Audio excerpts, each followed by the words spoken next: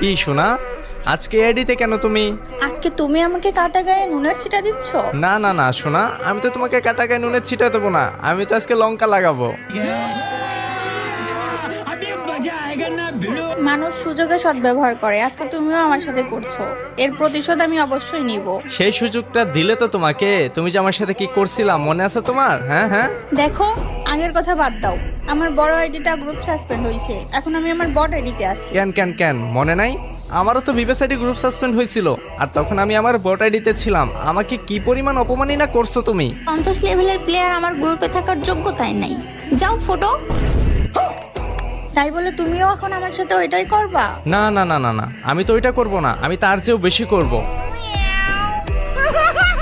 না না, তাই বলে তুমি আমার সাথে এমন করো না। দেখো, আমার ভুল হয়েছে, মাফ করে দাও। না না না না না, ভুল যেহেতু করছো, ভুলের মাসুল তো তোমাকে দিতেই হবে। এই যে নাও, গ্রুপ থেকে